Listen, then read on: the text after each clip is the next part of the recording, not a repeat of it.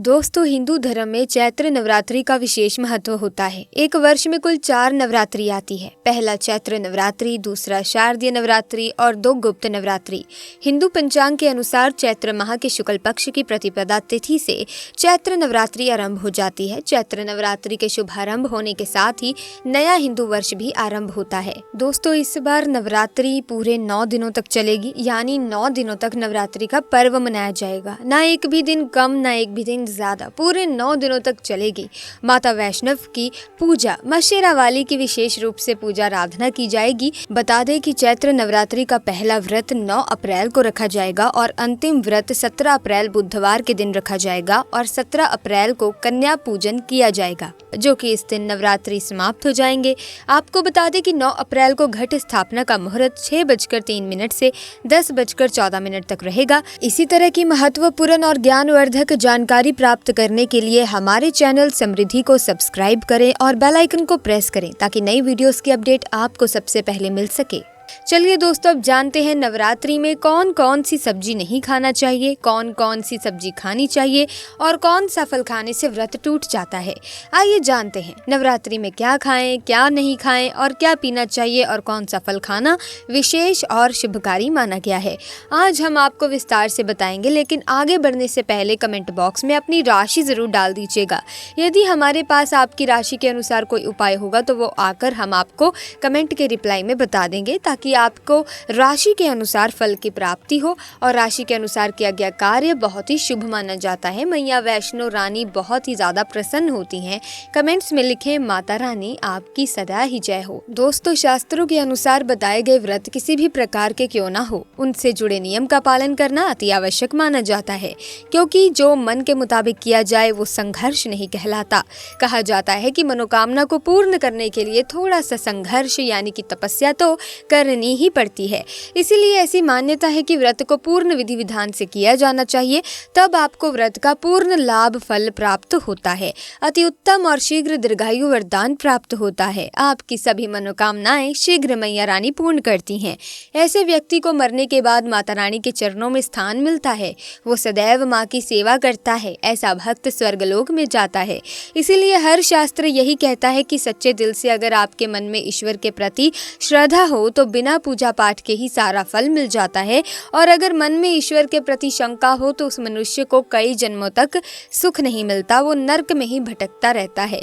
भागवत गीता में भगवान श्री कृष्ण ने स्वयं कहा था, जो मनुष्य सच्चे हृदय से ईश्वर को पुकारता है तो उसका नाता उस शक्ति से जुड़ जाता है जिसे आपने सच्चे हृदय से पुकारा था।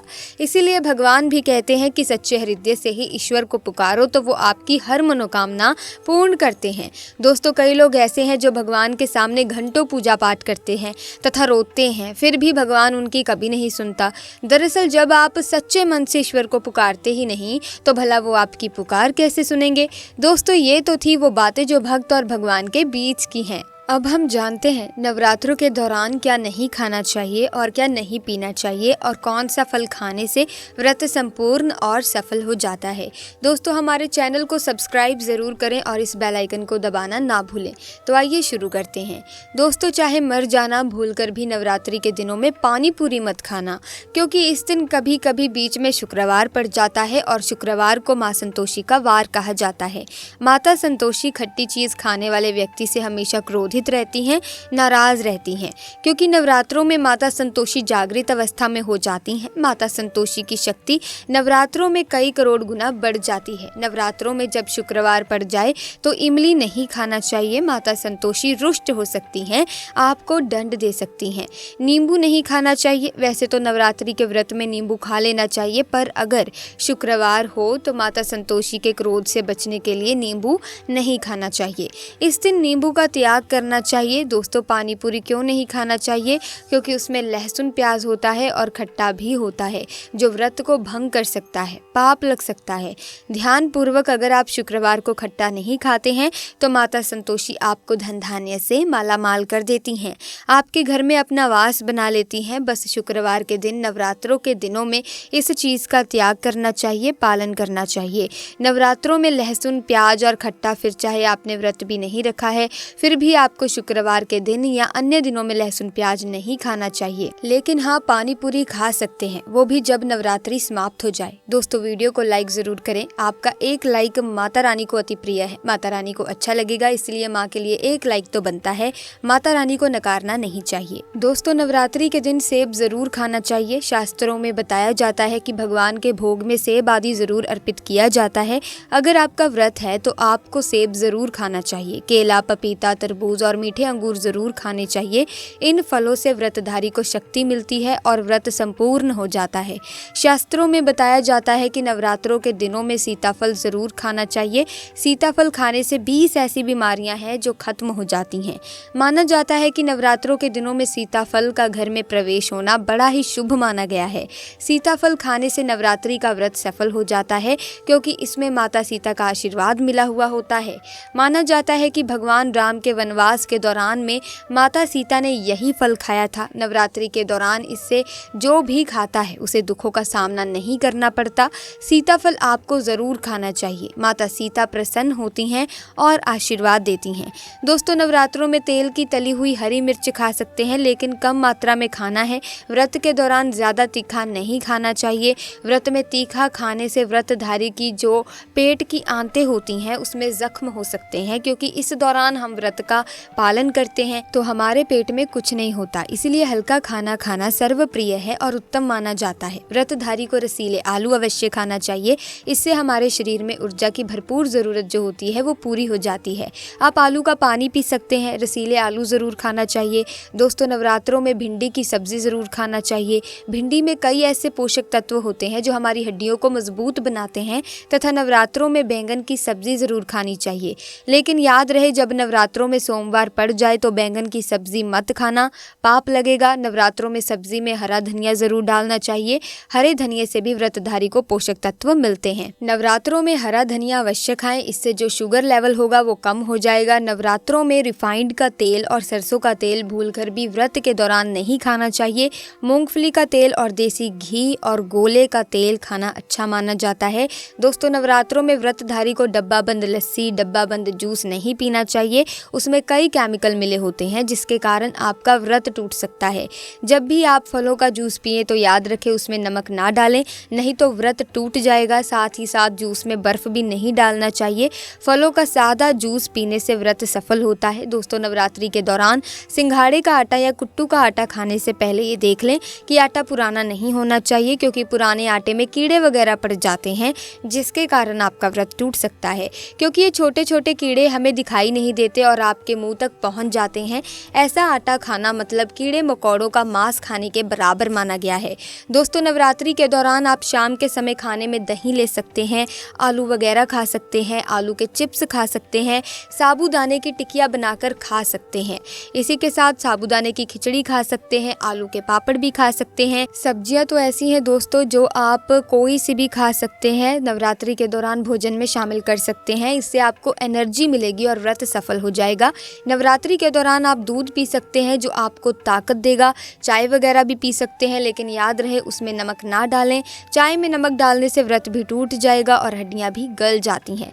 एक बात का ध्यान रहे, व्रतधारी को पेट भर खाना यानी गले तक भोजन नहीं करना चाहिए, नहीं तो व्रत रखने का कोई भी फायदा नहीं होगा। थोड़ा थोड़ा खा सकते हैं। दोस्तों नवरात्रि के 9 दिन आदि शक्ति माँ दुर्गा को समर्पित होते हैं। नवरात्रि के 9 दिन माता रानी के 9 अलग अलग स्वरूपों का पूजन किया जाता है।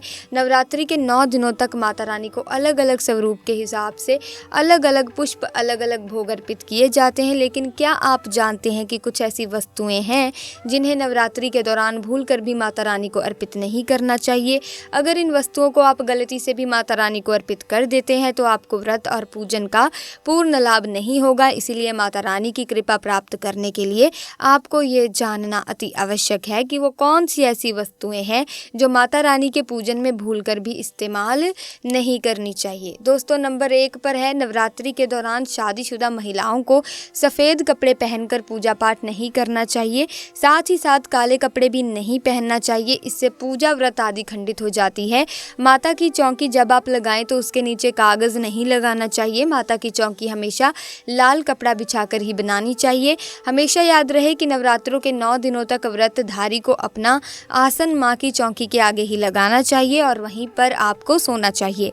मंदिर को नवरात्रों के दौरान अकेला नहीं छोड़ा जाता, बहुत ही अशुभ माना जाता है। ज़रा आप ही सोचिए, माता रानी 9 दिनों के लिए धरती पर आकर आपके घर में रहने के लिए आई हैं और ऐसे में आप उन्हें अकेला अगर छोड़ते हैं तो माता भी आपको अकेला छोड़कर चली जाएंगी। वो कहेंगी इसको मेरी ज़रूरत नहीं है, वो अकेली पड़ जाती है, इसीलिए माता के पास में ही सोना चाहिए। दोस्तों नंबर 2, नारियल। हिंदू धर्म में नारियल को समृद्धि, धन, श्रद्धा और सम्मान का सूचक माना जाता है। नारियल को श्रीफल भी कहा जाता है। नारियल को सुख समृद्धि में वृद्धि करने वाला माना जाता है। नारियल का हर मांगलिक कार्य में विशेष महत्व होता है। जैसे कि आप सभी जानते हैं कि माता रानी के कई मंदिरों में नारियल से बलि भी दी जाती है और माता रानी के पूजन में नारियल का इस्तेमाल हम सभी करते हैं। खासकर कलश की स्थापना नारियल रखकर ही की जाती है। माता रानी के पूजन में हम नारियल इस्तेमाल करते समय कुछ गलतियां कर बैठते हैं। दोस्तों नारियल कई प्रकार के होते हैं, एक हरा, दूसरा सूखा जिसके अंदर पानी होता है। जिस नारियल के अंदर पानी होता है, माता रानी के पूजन में सदैव पानी वाला और जटा वाला नारियल ही इस्तेमाल करें। नारियल का पूर्ण होना चाहिए, नारियल चटका हुआ या टूटा हुआ नहीं होना चाहिए, क्योंकि साबुत नारियल ही पूर्ण और पवित्रता का प्रतीक होता है। साबुत नारियल ही सुख समृद्धि का प्रतीक होता है। साबुत नारियल को ही श्रीफल यानी कि माँ लक्ष्मी का फल कहा जाता है। नवरात्रि में माता के कलश की स्थापना करते समय जटा वाला या पानी वाला नारियल ही कलश पर स्थापित करना चाहिए। साथ ही ये ध्यान रखना चाहिए कि नारियल को सदैव कलश के ऊपर लेटा कर रखना चाहिए। घट स्थापना करते समय कभी भी नारियल को खड़ा करके नहीं रखा जाता, नारियल को सदैव लिटाकर कलश के ऊपर रखा जाता है। साथ ही नारियल को स्थापित करने से पहले आप नारियल को लाल कपड़े में लपेटकर उस पर और फिर लाल चुनरी उड़ाकर आप नारियल को कलश के ऊपर स्थापित करें। शास्त्रों के अनुसार कलश के ऊपर जब सही तरीके से नारियल रखा जाता है और सही प्रकार का नारियल रखा जाता है, तब ही व्रत और पूजन का पूर्ण फल प्राप्त होता है। और ये भी ध्यान रहे कि महिलाएं माता रानी को नारियल अर्पित तो कर सकती हैं, लेकिन कभी भी माता रानी के सामने नारियल को भूल कर भी ना तोड़ें, क्योंकि नारियल बीज रूप होता है और स्त्रियां बीज रूप से ही शिशु को जन्म देती हैं। इसीलिए कभी भी महिलाओं को नारियल नहीं तोड़ना चाहिए। नंबर 3, लौंग। लौंग हम सभी माता रानी के पूजन में इस्तेमाल करते हैं, लेकिन लौंग का इस्तेमाल करते समय एक बहुत बड़ी गलती कर बैठते हैं। हमेशा ध्यान रखना चाहिए कि माता रानी को सदैव फूल वाली लौंग ही अर्पित करना चाहिए।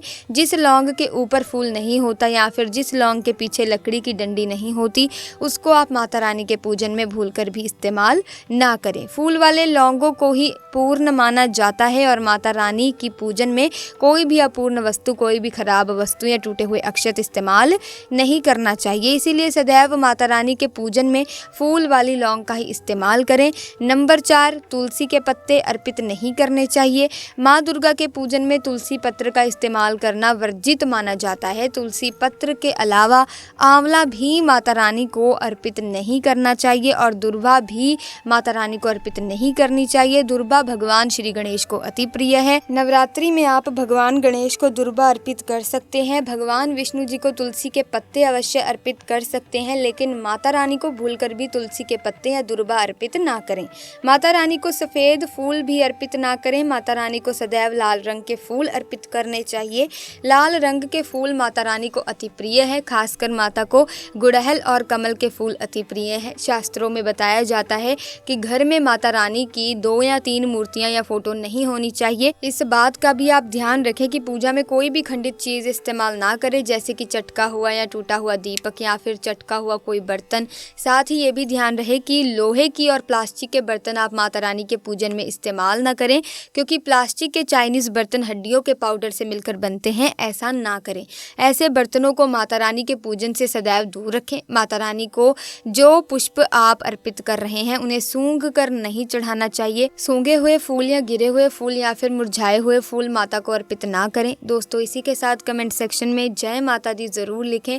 दोस्तों आज की इस वीडियो में बस इतना ही। हमने आज की इस वीडियो में आपको संपूर्ण जानकारी दे दी है नवरात्रों से संबंधित, तो मुझे उम्मीद है कि आपको एक एक जानकारी समझ में आ गई होगी। आपको नवरात्रि के दौरान क्या खाना है, क्या नहीं खाना है, क्या पीना है, क्या नहीं पीना है, वो सब हमने इस वीडियो में विस्तार से बता दिया है। कब तक, कब से नवरात्रि चलने वाले हैं ये भी बता दिया है। तो अगर आपके लिए ये वीडियो इन्फॉर्मेटिव है तो आप इसे अपने तक ही सीमित मत रखना, आगे से आगे ज़्यादा से ज़्यादा शेयर करना ताकि बाकी लोगों को भी संपूर्ण जानकारी मिल सके। और साथ ही प्यारे दोस्तों, इस वीडियो को आप लाइक भी ज़रूर करना ताकि हम इसी तरह की वीडियोज़ आपके लिए और भी लेकर आएँ। साथ ही अगर आपने अभी तक चैनल को सब्सक्राइब नहीं किया, नए आए हैं चैनल पर, तो आप अभी के अभी हमारे चैनल को सब्सक्राइब करके बेल आइकन को प्रेस कर सकते हैं ताकि आने वाली नई तमाम वीडियोस की अपडेट आपको समय समय पर मिलती रहे और आप इस तरह की महत्वपूर्ण जानकारी से आप रूबरू होते रहें। तो जल्दी मुलाकात होगी आपसे, हमें दीजिए इजाज़त।